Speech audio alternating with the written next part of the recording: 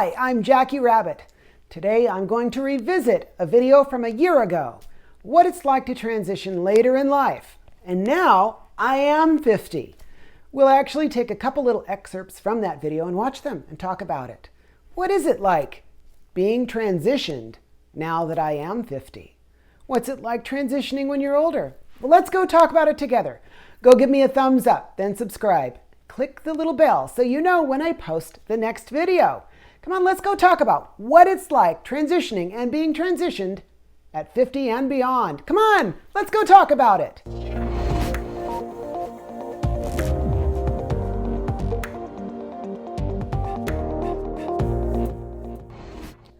All right, so a year ago, I posted a video and I really changed the direction of the channel. I know that most of you have been watching more recently, but some of you have been tailing along or have looked at some of the older videos and know that they've been coming for a long time, like a couple years worth of videos. But 1 year ago, I talked with a friend of mine while at a holiday party, and I decided I want to specifically support trans women in the process of transition. And I want to do it in a way that I share my experiences so they understand it's not impossible and you can move forward in life and transition. And that someday it would culminate into the process of mostly being finished and being transitioned.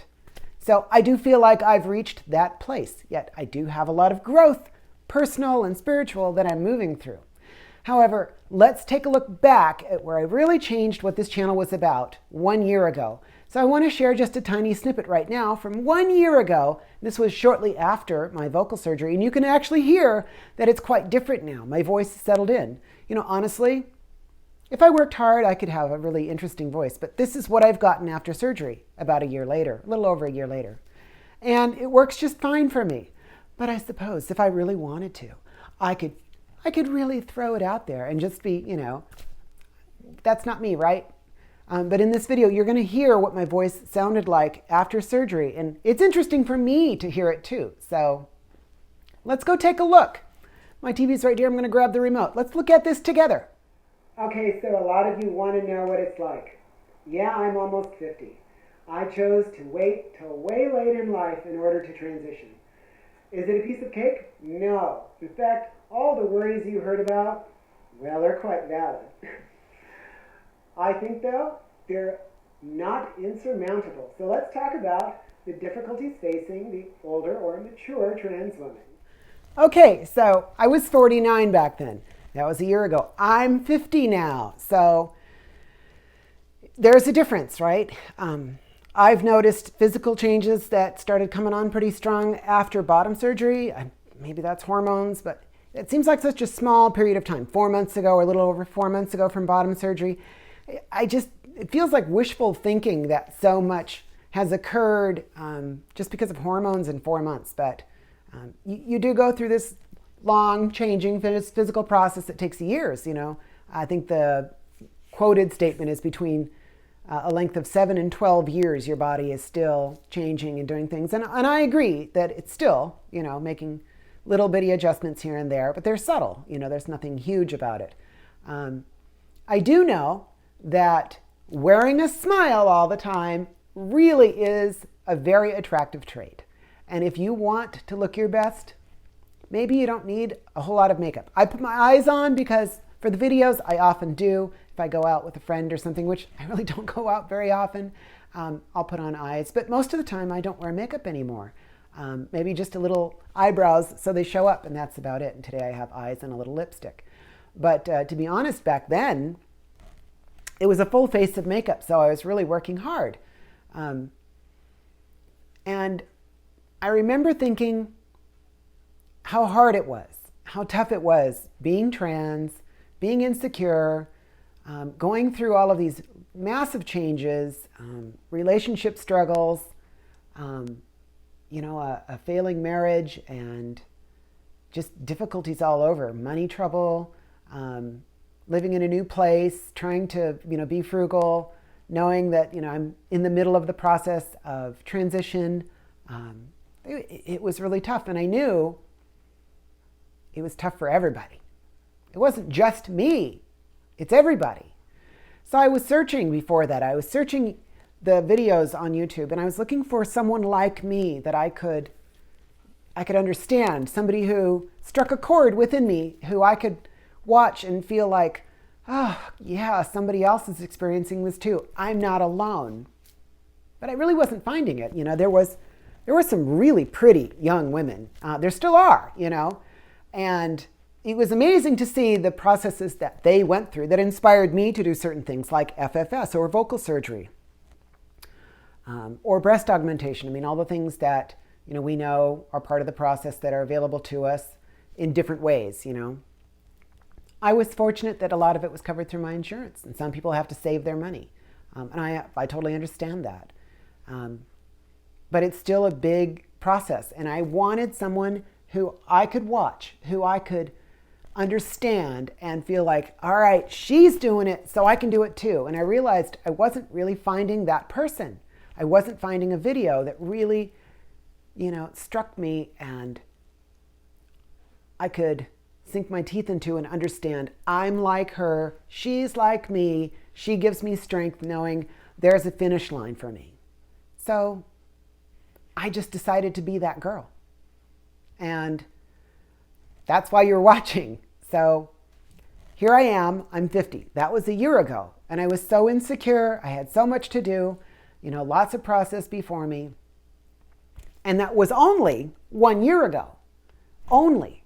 My real transition timeline is inside a 2-year span. And, I started with hormones a year before that. So, 3 years or so, inside the span of 3 to 4 years, kind of done. I've gotten to the point where I'm just working on being a better woman. And that's all I worry about. I talked with my therapist yesterday, and we discussed how I don't really think of myself in an active I'm trans mind state. I think of myself as a woman with problems that a woman has. My mind is always working through things that are girl problems, and I talk with my friends who are girls, and we discuss girl problems because we all have them, and we all try to find resolution to that. So I talked with my therapist yesterday, and I said, I don't often think about the fact that I am trans. Yes, it is a fact, but that's not how I think of myself constantly. And I'm sometimes reminded by something that comes up that, oh, that's right, I'm trans, I was talking to a doctor recently, several in a string of examinations, and they keep forgetting that I'm trans. And I find it humorous and affirming at the same time that, I'm standing in front of my doctor naked in my bra, and he's telling me how the deviation in the muscle tissue in my abdomen was from the 2 kids I had. And I'm like, wait, you forgot. I'm trans. I didn't have 2 kids myself. I was their father. Oh, that's right. Yeah, sorry. Well, because you were so heavy, you had to kind of switch gears again. And he knew, but it's affirming and weird that, you get to that place and you have to remind yourself and others, oh yeah, I'm actually trans. That's right. Duh. So there is that finish line where it's a different set of issues, a different kind of insecurity about who you are and the way you work. But there's that finish line where you end up with girl problems and not trans problems. But you get reminded constantly, well, not constantly, sometimes you're reminded, oh, that's right, I'm trans. And I need to answer these questions or be the ambassador or remind myself that, reality is reality. And that's my origin story. So that's an interesting thing. Let's go back to the original video and just look at some of the things I talked about as trouble and then just discuss them briefly. Because those problems don't go away. Your problems you had before will still be the problems you have after you're transitioned if you don't resolve them, if you don't find a way through them. Or sometimes there is no action to have. You just have to let things pass and be and exist without trying to manipulate them or do anything about it. Sometimes not engaging in an issue that can't be resolved is the resolution to the issue. So let's go back and look at what I talked about back then being issues that I was facing and I wanted to share, and then let's discuss them again right here. So let's go look at it. So what are some of the challenges? Well, a lot of the worries that everyone faces, well, I have a career. What about all my career choices? And what's going to happen to me at work? My family. I've raised a family. I'm married. I have kids. What will that be like? Well, what about my church? What will they think at church? What about all my friends that I've made over the years? And my neighbors? Oh my gosh, what will the neighbors think? Well, those are all incredibly valid questions, and ones that you have to really consider. But at the same time, who are you? Exactly who are you? Yeah, those are problems, aren't they? You know, what's everyone going to think? What's that like? Does it really matter? Do we have to be obsessed with what everyone else thinks? Actually, no, we don't. We have to worry how we get through this. And we have to make the best decisions as we go through, being the most kind and generous person we can be towards others, simply to grow in a positive direction for us. I don't know how to stress that enough. The process of transition is not just physical. It's not just about hormones. It's not just about changing our outside with surgery or cosmetics. It's not just about new clothes and operating in the world as a woman. It's actually quite spiritual. It's a time for personal growth. It's a time when, yes, the outside changes, but so does the inside. And I have found that I believe the most important part of my transition hasn't been the outside. It's been the inside. It's actually vitally important that I have moved through a process of personal growth during this phase of transition in my life. And yeah, I was fortunate that my outside was malleable enough to bend to my will and form the body of the exterior of my person that I'm happy with. And I'm pleased that I've had that successfulness in the physical aspect.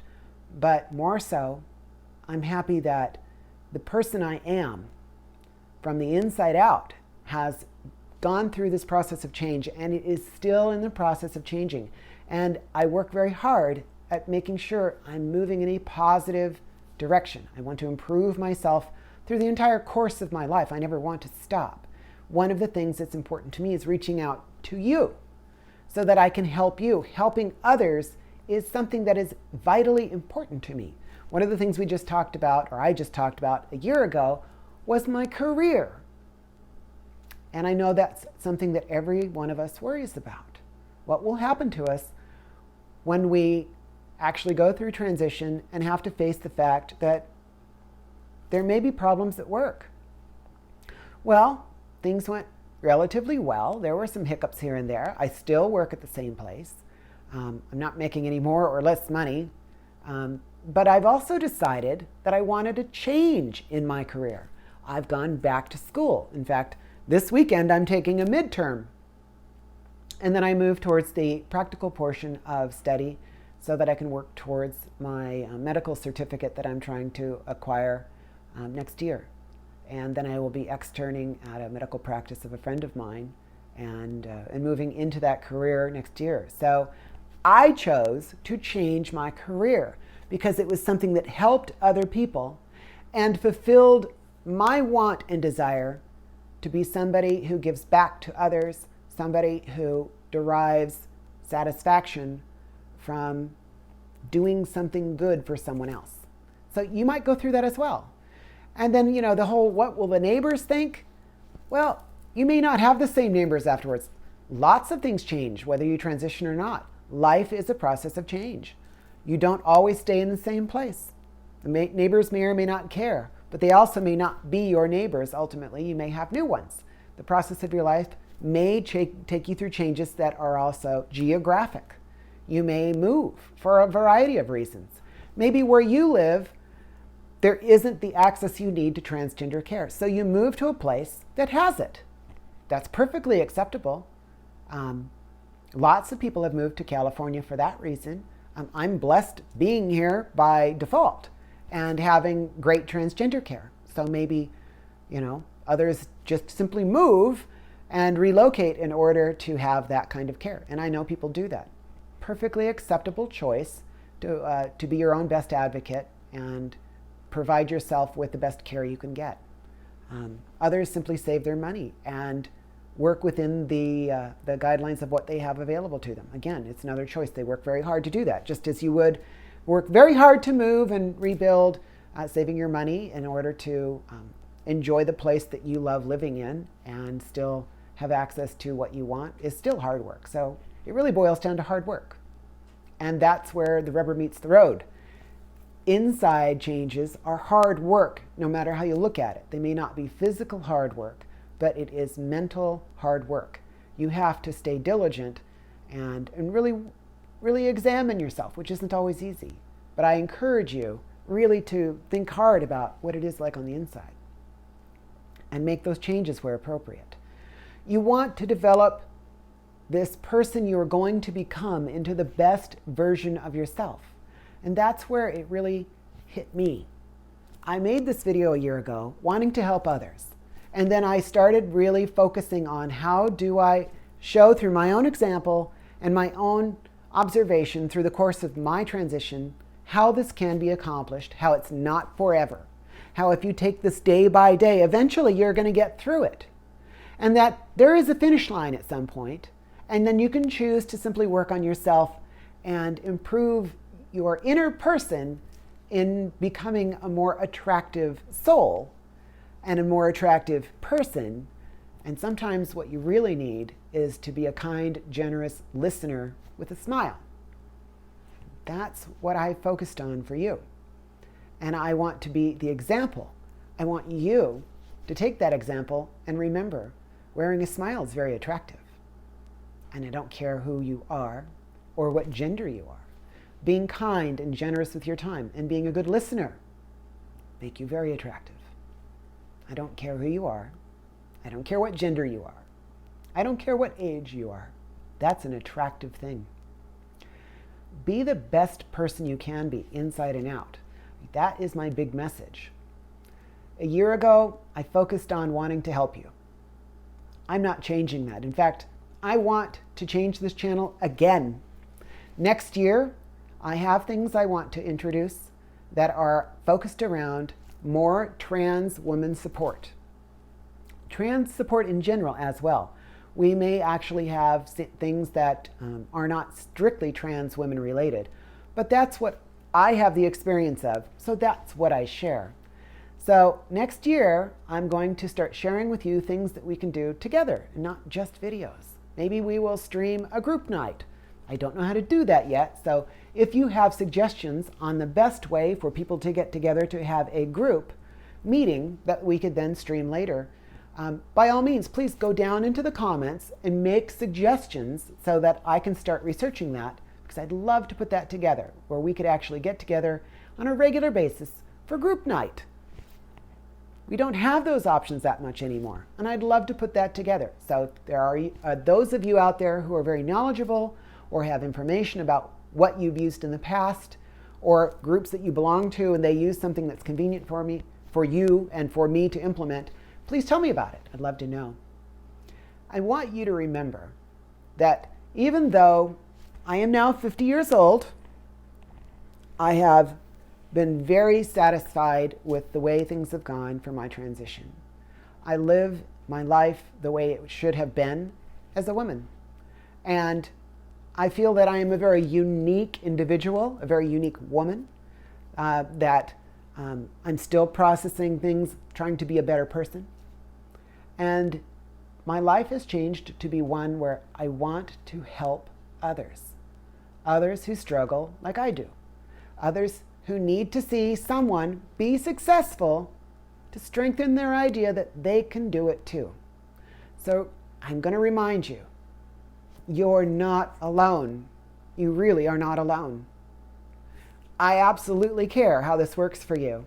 And I want you to know that if you simply go day by day, step by step, one day at a time, just get to tomorrow, eventually you will reach the finish line. That is all I have done.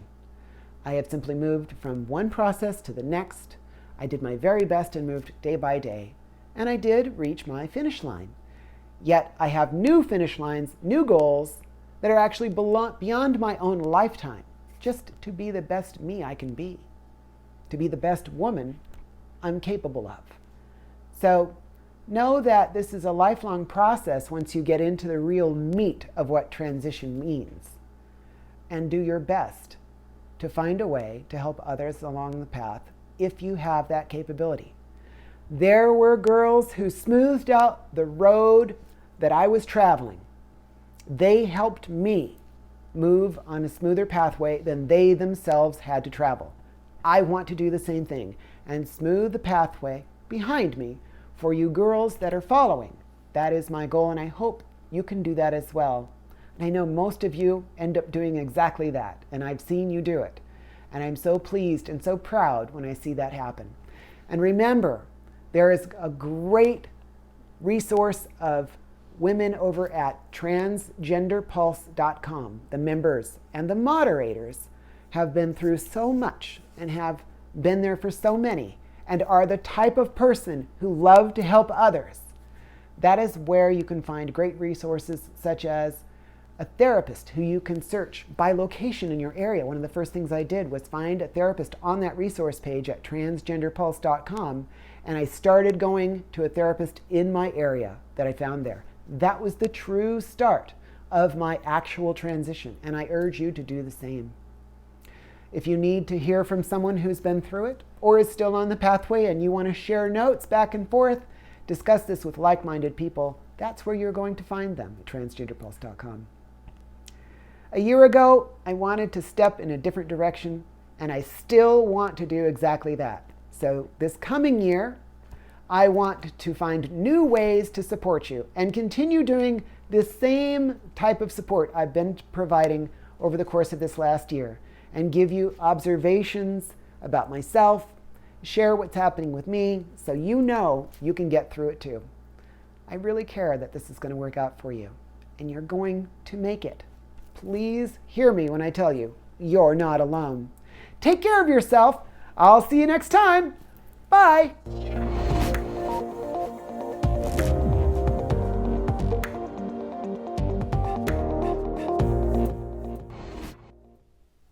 I was recently over at a doctor's office getting examined, standing there in just my bra as he's examining my body. And I was talking to him about some of the things that I need to get done. I absolutely need a tummy tuck because I've lost so much weight, going from 350 pounds down to where I am now. It's really done a number on my skin. So it's one of the things that I want to do coming up. And he's examining me and lifting up my belly button and saying he's going to move it and put it here and do this kind of a stitch and stuff. And I'm being examined thinking, well, I'm not very modest, but I'm feeling a little self-conscious about where he's messing with my belly button. And as he lifts it up, he sticks his finger in my belly button more than once. And I'm feeling like I think I'm turning bright red. And as he's sitting there telling me, well, because you've had 2 kids, the muscle is separated right here. And we're going to put that back together and, move your belly button and, pull the skin down. And you have to sit this way for like a month or something. And I had to remind him, hey, wait a minute. I'm trans. You forgot. He's like, oh my gosh, I'm so sorry. And then he felt like he had to be super, politically correct. And I just had to tell him like, hey, it's totally okay. It actually made me feel really good. But at the same time, I am just trans. So, don't forget. We laughed about it a lot. And he was very funny. And I love when I can get a surgeon to laugh. One of my favorite things in the world is cracking jokes with my surgeons. This guy really takes the cake. When I went to his office, I knew we were going to get along because I looked and all the windowsills were actually filled. And this is a plastic surgeon, remember. The windowsills were filled with hundreds of breast implants just everywhere. And I walked in and started giggling about it. And he knew what was going on and he immediately just kind of let his guard down. And he was so funny. I knew I was going to get along with this guy. And, it was still weird though. He's sitting there lifting up my belly button, poking at it. And it was so bizarre, but you know what? You can endure anything you need to. And your doctors can be funny. Some of them are, some of them aren't. But you know what? I enjoy a sense of humor in my surgeon.